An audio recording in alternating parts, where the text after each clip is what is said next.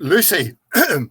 Lucy was named after nothing to do, well, originally nothing to do with Lucy in the Sky of Diamonds. Lucy was the fossil of what is believed to be the earliest hominid ancestor found in Ethiopia and believed to be about 3.2 million years old.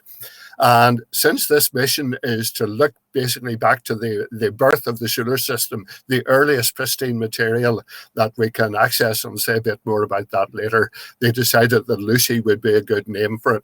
And then, of course, Lucy going up into the sky and the Beatles' Lucy in the Sky with Diamonds, that was sort of an add-on, and they had a record, or I'm not sure what the medium was, but not a record and not vital, launching with it, and they will have diamonds as part actually of one of the experiments. So again, bringing the PR into it.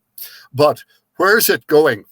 The Trojan Asteroids, a lot of you probably haven't heard of them. They are a group of basically captured asteroids in the orbit of Jupiter.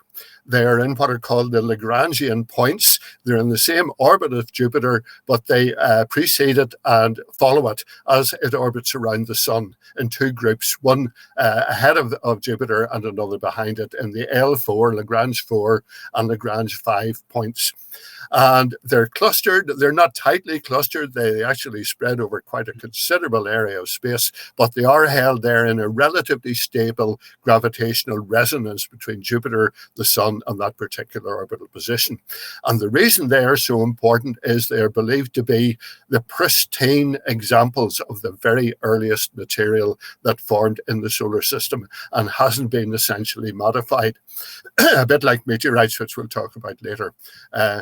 So we know a fair bit about the origin of the solar system, or we think we do, about 4,567 million years old, and that figure comes from meteorites. Again, Nick will probably touch on that later.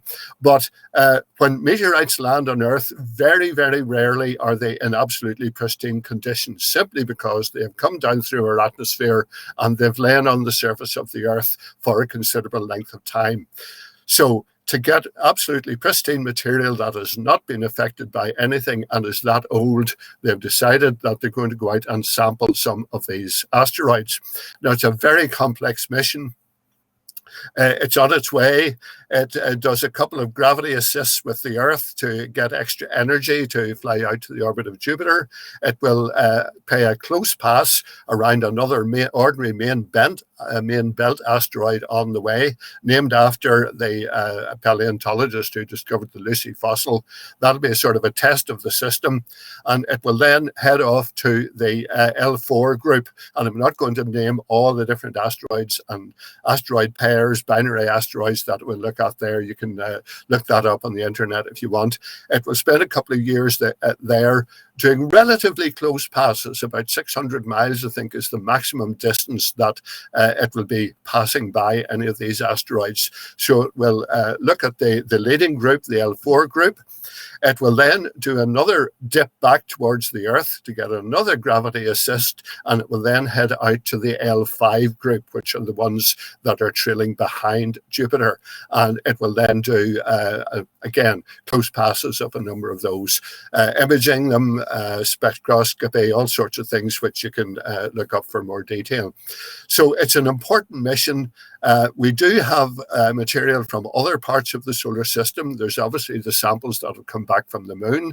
Again, we'll talk about that a bit more later, but they are not as they originally were when the solar system formed about 4.5 billion years ago. We'll get samples back from Mars, a lot more to come, we hope. And we have meteorites that come from Mars, but again, as I said, they are not uncontaminated from their encounter with the Earth. This will be studying these asteroids, and we're looking at material that really basically has not changed for 4.5 billion years. That's why that's so important.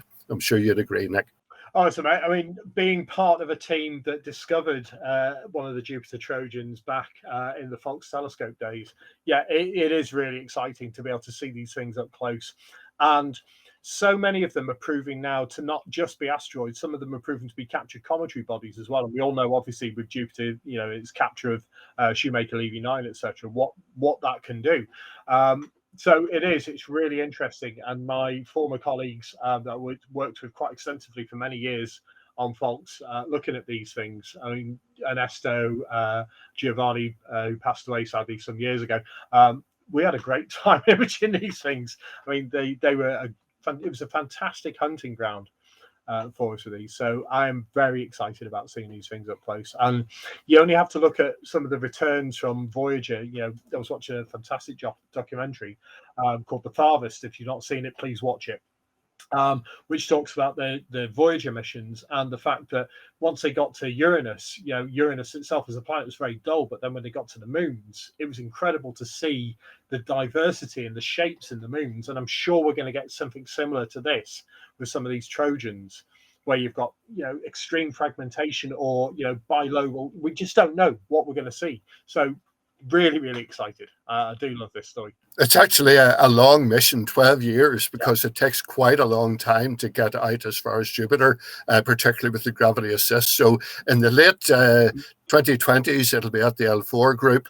Then, as I said, comes back for an Earth gravity assist, and will then be studying the L5 group in the early 2030s. So these things do take an awful lot of planning and a lot of time to actually get the results, but it'll be worth it in the long run.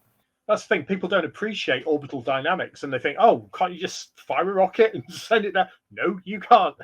Ask the Beppe Colombo team, who know all about gravity assists and multiple flybys, and they're just trying to go into Mercury, and they're still not there yet. They've done a flyby of Mercury. They've not got into orbit yet. They've now got to do this, you know, enormous loop around again to get back. So, if you want to get into orbital dynamics, it's a fascinating subject. It's extremely complex.